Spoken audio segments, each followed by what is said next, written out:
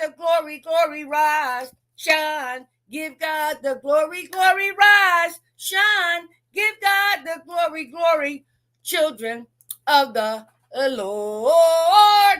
That's what my mama used to sing every morning, getting up her 6 children to go to school. Rise, shine, give God the glory, glory, rise, shine, give God the glory, glory, rise, shine, give God the glory, glory, my children of the Lord. Yes, I love and miss my mama. Yes, Helen Jones, Lamar Hall Taylor. To God be the glory. So I remember. So when I rise, I give him the praise, the worship, the hallelujah. Yep. What? The glory, and most importantly, the acknowledgement, because he chose me to rise this morning. Welcome to the Free to Hope conversation with Edwina B. Y'all know me, Miss Cuckoo for Cocoa Pops.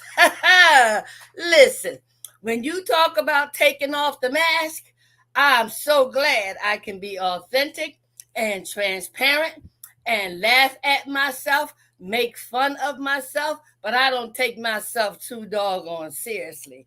But one thing I do take seriously is the unconditional love my God shows me every day, during the day, and even through the night, and as well as him giving me the ability, to be prepared to sit before you so that I too can help you be put on the pathway to recovery. From recovery, emerge empowered to give hope to others, help others prosper equally.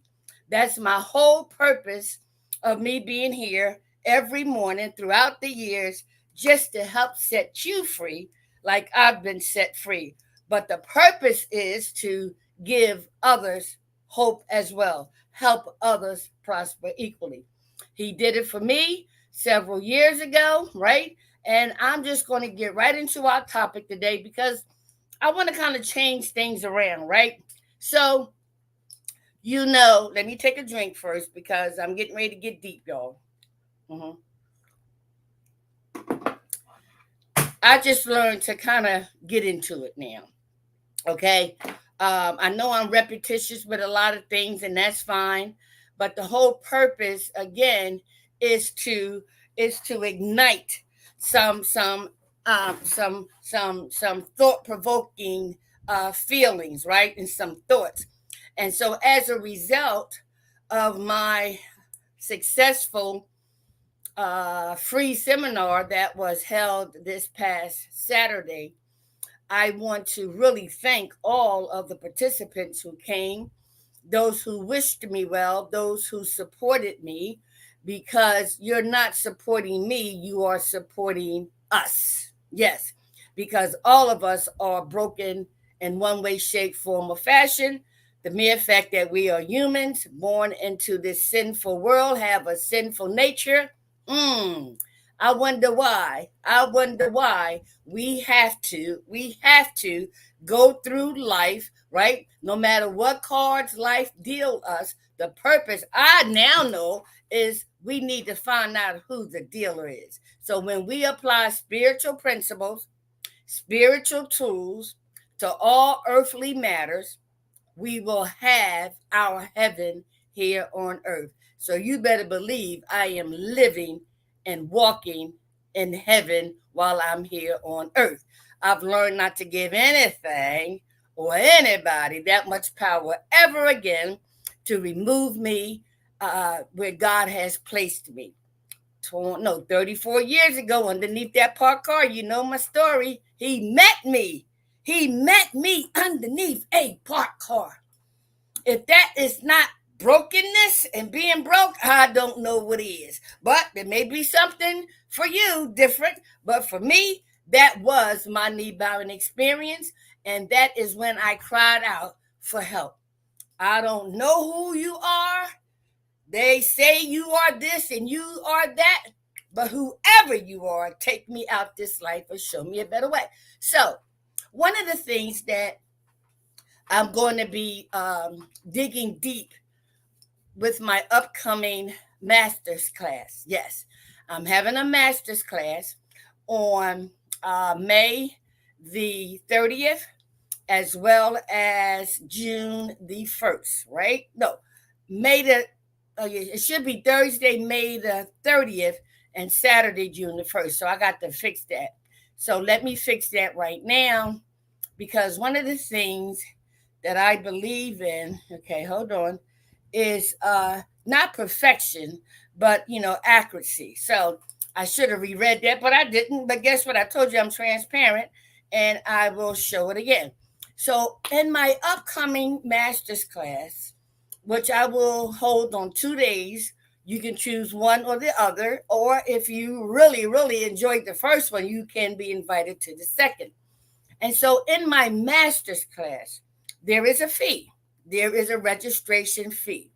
The free seminar that I gave Saturday was just to plant the seed because I have so much more information that I want to share with you in terms of the journey I have experienced in identifying various factors and my becoming broken and broke, but just as, if not more important, is the are these spiritual tools and resources I have been using and will continue to use, right? That have led me to an unlimited amount of spiritual breakthroughs. All right, so let me give you a tad bit of what the master's class is going to entail in greater detail. So registration will be forthcoming. It will be in person and it will be by virtual, right? Okay. Listen, I'm telling you, I am one who is available, right, to help put you on the pathway, direct you on the pathway to identifying your brokenness and being broke, as well as helping you to identify your spiritual tools that may be available, along with my spiritual tools that has helped me over the years. Okay, let me do this a little bit. Okay, and so I learned through my 12-step spiritual program of Alcoholics Anonymous that it is important for me to utilize those 12 spiritual principles. One, I admitted I was powerless over alcohol, that my life had become unmanageable. Two, came to believe that a power greater than me could restore me to sanity. Three, made a decision to turn my will and my life over to the care of God as I understand Him. Four, made a fearless and searching moral inventory of myself. Five, admitted to God, to ourselves, and to another human being the exact nature of our wrongs. Six, were entirely ready to have God remove all these defects of character. Seven, humbly asked Him to remove our shortcomings. Eight, made a list of all people we had harmed and became willing to make amends to them all. Nine, made direct amends to such people wherever possible, except when to do so would injure them or others.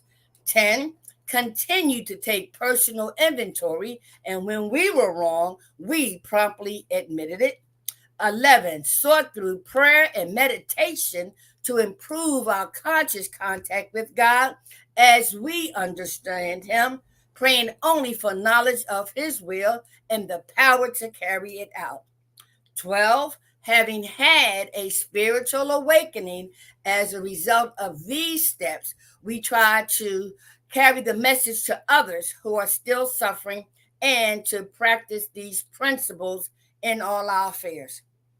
So if you were to go to aa.org and look up the 12 steps and begin to read them in detail, and let me tell you that the 12 spiritual principles came from the scriptures. Yes. And so in terms of identifying our brokenness and being broke, in my master's class, I'm going to help us, right, dissect these 12 steps just a little, right? Just to go a little deeper than what we did in the free seminar. But now we done drank the milk. Now we ready for the meat in the master's program, okay? And so it was through the fourth step that is where I learned we of those who are ill to some extent, all of us are ill to some extent, but particularly those suffering from alcoholism, drug addiction. And guess what? All of us are addicted to something. So we all can benefit from the 12-step spiritual program. So, but in step 4 is our first tangible exercise. And on Saturday, I gave them, unknowingly to them, a tangible exercise and a preview of step 4. But they didn't know it was step 4. But it was the first tangible exercise that we put pen to paper, and some put pencil to paper, right? Right? Yeah, okay. And so as a result of allowing ourselves to go back as far as we can remember to when our attitudes, ideas, behaviors, actions, right, were first formulated. By whom? What situation? What circumstances, right? How did it happen? When did it happen? Where did it happen? And so at the time when we become so tired of being broken and broke, most of us think there is something wrong with us, like I used to think, and that Dr. J emphasized on Saturday, right? And I attribute that to Dr. Alvin Turner. Yes. When I had him on my TV show, he said, Edwina, the Western culture asked the wrong question. They always want to know what's wrong with you. And we as human beings perpetuated that same question throughout our lives to each other and even to ourselves. What's wrong with you? What's wrong with you? What's wrong? What the hell is wrong with you? Yes. But he said, Edwina, the question we should ask is what happened to you? What happened? What happened to you? We take on a different aura when we ask and embrace, right? And become attentive and want to listen. What happened to you? Share with me, to the best of your ability, what happened to you? Opposed to, what's wrong with you? You better get it together. What's wrong with you?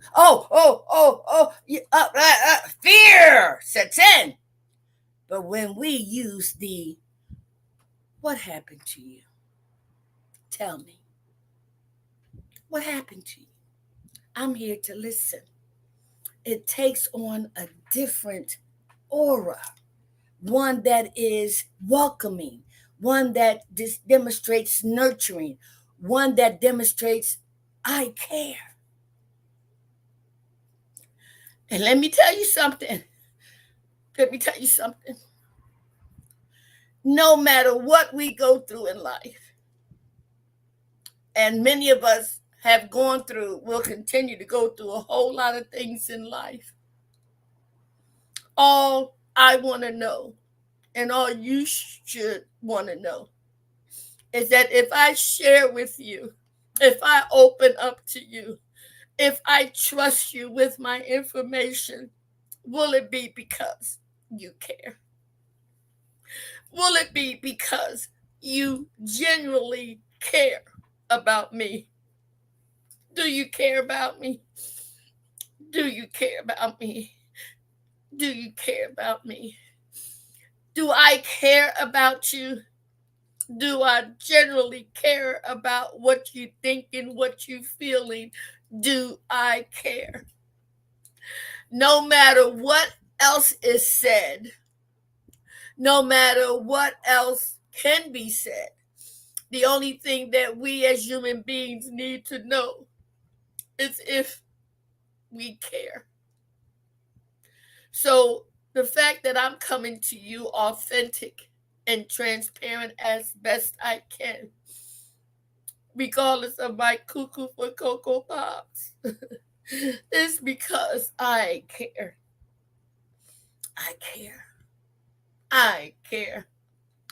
And my being able to care is because of how my God cares for me. I didn't think He loved me. I didn't think He could forgive me. I didn't even think He liked me because of all the things that happened to me that caused my brokenness and being broke. But I learned from underneath that parked car, y'all, when I cried out, whoever they say you are, whoever they say you are, please take me out this life now or show me a better way. Please show me a better way. Because my God cares and He knew that I was ready. He set me on that pathway to recovery, right? For 34 plus years, and I haven't looked back. The only reason I look back is to go back to help somebody else, to give somebody else hope that if He cares for me, you need to know He cares for you too. And so through the fourth step, I learned how to go back. Even at the exercise on Saturday, one of the participants broke down, you know, yes, because of reflecting back on her childhood, you know. And the question that I posed was, list the top 5 people who had the most impact in your childhood. And for some, it was a very challenging thing to do because some of us have some real horrific memories of the people that helped to contribute to our brokenness and being broke, right? And so that's one thing about the third step, right? Made a decision to turn our will and our lives over to the care of God as we understood Him, right? And so when we embark on step 4, we are going forth, right? With as less fear as possible. And even if you have fear, like most of us did, including me, we made a suggestion to turn the acronym of fear to something different. Instead of forgetting everything and run, face everything and recover. And so that's what I was able to do during my fourth step. Now, let me tell you the circumstances in which my then sponsor gave me the direction to start my fourth step. Yeah. And so it's amazing how these 12 spiritual principles are aligned in a certain way where one um, uh, uh, grows strength from the previous one and you get stronger and stronger and stronger, right? And so it was during the time when I had 13 months in recovery from co-occurring disorders of substance abuse and mental illness that my second husband, who was a trick that wanted and did marry me, right? And he became sick. We were only together for 4 years. 2 years I was in my addiction. The third year I went away for treatment. And the fourth year, God prepared me to come back to take care of him, right? And so he was dying of cancer, and he was 25 years older than me. And so, with me going to my 12 step program and my meetings and getting involved in service and all of that, my then sponsor said, Edwina, because your husband is going to die and we don't know when, you need to know what happened to you. You need to find out what your pattern is. When you have fear, when you have frustration, when you are being lustful, when you are being angry, you need to find out what happened to you so that you can identify those things that have contributed to your brokenness and being broke. Because when your husband died, you better believe all those things are going to rear their heads. Mm-hmm. Interesting. So I said, okay. So in our AA 12 step spiritual program, there are different gods that we use to, and it's amazing, different gods that we use that ask the same question, but in different ways. Can I give you an example? Yes. Okay. I'm glad you asked. I'm glad you said yes. So, when I was directed to go to long term treatment, and the counselor said, Edwina, we want you to make 90 meetings in 90 days. I was like, wow, that's a whole lot of meetings. She said, well, Edwina, can you do me a favor? I said, yeah, what? She said, can you make a meeting a day for 3 months? Oh, yeah, I can do that. I can. Oh, that's easy. I can. She said, Edwina, we suggest you go away for a year. I was like, a year? Wow, that seems like a long time. She said, Edwina, how long you been getting high? 14 years. Okay.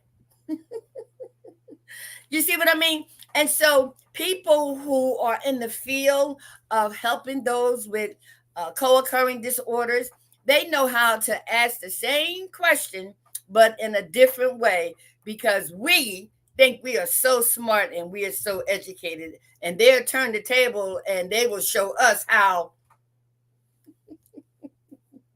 ignorant we are. That's without knowledge. And we think we're so smart, right? And so, in doing my fourth step at the time, my sponsor gave to me was at a crucial time. I think I had 13 months in the program. And so, I go to my meetings every day. I would write all my fourth step, which took me 6 months to write, because they ask you to be fearless and thorough, right? And look through all the cracks and crannies and let me give you an example. So this is my inventory. Let's say this brush, right? So when I do an inventory, I will see the brush, right? Oh, it's a brush.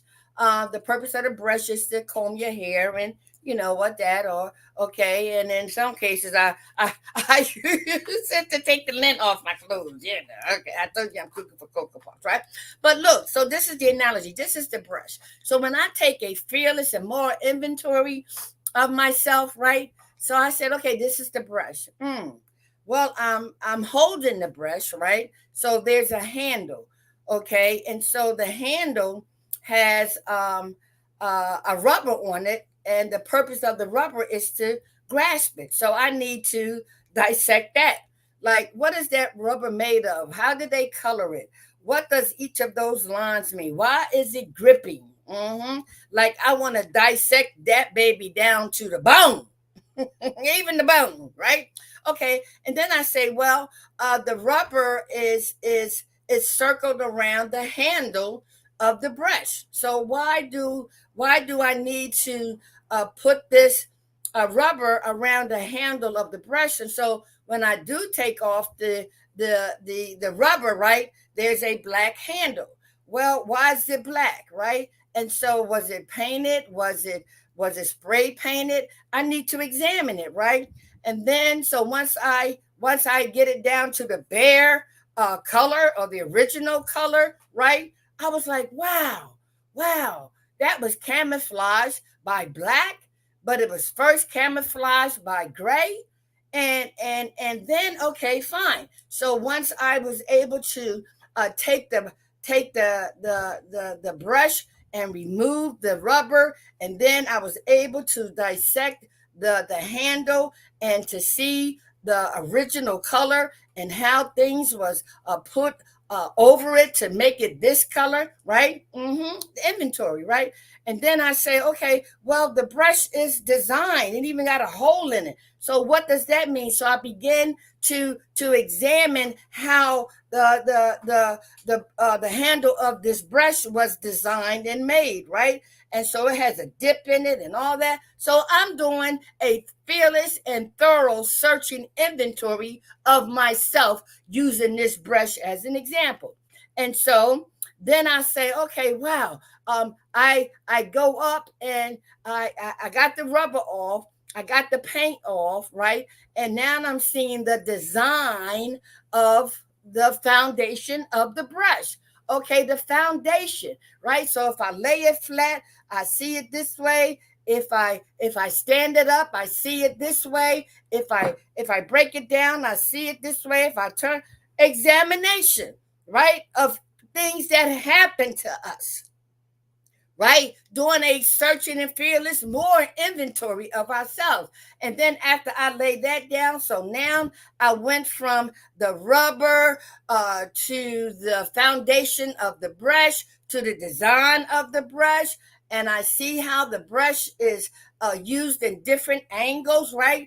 And then I say, oh, well, there's something on top of that. Wow, look how uniquely fitted that is. How did they get that in there? How? Did you hear the word? How? Wow. And then, so I'm sure that you get my drift. All right. So this is what a searching and fearless more inventory looks like. See, I'm a tangible person. You have to make things real clear to me. Okay. And so that's what I did in terms of my fourth step. I listed the resentments I had against who, why, when, what caused the situation, what part did they play in it, and most importantly, what part did I play in it? Yes. And so when we begin, that's why I'm saying my master's class is going to get deep. It's going to get deep. Why did I have a resentment against my dad? No, I had a resentment against my mom first. Yeah, because she was getting all the attention from my dad. Oh, no, no, no. I don't care if he's your husband or not. That's my daddy. I resented my mother. I didn't like my mother. No, I didn't. Why? In my fourth step? Well, daddy always paid her attention. Daddy always catered to her. Daddy would come home and talk to her first before he talked to me. Daddy would, dance with her and wouldn't dance with me. Daddy would show affection to her. You doggone right. I resented my mother because she got too much of my dad. That was my daddy. That was my daddy. So you see what I mean? So I just want to give you a little more information about how my master's class is going to get in greater detail of why we are so tired of being broken and broke, but what spiritual tools and resources are available that will lead to an unlimited amount of breakthroughs. You hear me? Okay. And so the free seminar that I gave Saturday was a seed in order for you to want to know more, to hear more, and to experience more, and to go deeper, right? And so with that being the process, you know what I mean? There's a fee. There's a fee. There's a fee, okay? And so don't think about the fee. Think about what you're going to get. Think about the information that's going to inspire you, transform you, empower you. Money, what? Are you kidding me? Money is just a means, right? So if I had to pay a registration fee to get an abundance of information that's spiritual in nature, right? That I can apply to all earthly matters, yes, I don't mind making a deposit, a financial deposit for my spiritual growth. Are you kidding me? That's what money is for, a means to. Okay. And so let me put that in again. And so the spiritual tools and resources that I'm going to go a lot deeper in And my master's classes will include the 12 steps of Alcoholics Anonymous spiritual program, the Bible in which the scriptures help to customize the 12 spiritual principles, right? The spiritual revival hour with the late Benjamin Trimby Brown, and those gospel songs that really infiltrated my spirit, right? The religious choice of my affiliation of Canaan Baptist Church, right, with my pastor, Dr. Christopher Allen Bullock, and my first lady, Dr. Debbie Bullock. I love my first lady and I love my pastor. Oh, yes, I do. Right? I would have never thought I would be working at a church, let alone going to church, let alone praising my God in the church. Oh, my, what a spiritual awakening and a spiritual breakthrough as a result of these spiritual tools and resources. The 5 agreements by the Uish family. Be impeccable with your word. Don't take anything personally. Don't make any assumptions. Always do your best. The 5th one, be skeptical but learn to listen, right? And the transformational teachings by Dr. Sonia of P3 Global. She is why I'm sitting in front of you today in a different uh, um, mm, platform, because she ignited the fire in my spirit that said, Edwina, you may not have come from a wealthy family, but let a wealthy family come from you. Teach, right? Inspire, motivate, but you are a transformational speaker. You are a transformational coach. You are a transformational consultant. You want to help with the transformation. But they first have to identify their brokenness and being broke so that we can apply spiritual tools and resources for an unlimited amount of spiritual breakthroughs. Okay? So, again, let me share this with you. Wait a minute. I didn't even get to my reading today, but that's okay. Maybe I can. All right? You know what I mean? It's okay. Let me see here. Okay. Let's see here. Okay, here it is right here. Okay. So, what I want you to do, right, is mark your calendar, right? Mark your calendar for my master's class. It's going to be in person and virtual. Thursday, May the 30th from 7 p.m. to 8:30 p.m. Or you can schedule for Saturday, June the 1st from 10 to 11:30 a.m. Again, is so tired of being broken and broke. Spiritual tools and resources lead to spiritual breakthroughs. Okay? So, if no one told you they love you today, let me be the first. I love you. You love me. We are one big family with a great big hug and a kiss from me to you. Mwah! Won't you say you love me too? I love you. I love you. God loves you. I love you. I learned how to love myself. Therefore, I can honestly say I love you too. Be of service to someone today. And if it's God's will that we are rejoined tomorrow, I will be here. And if it's God's will, you will be too. Have a blessed day.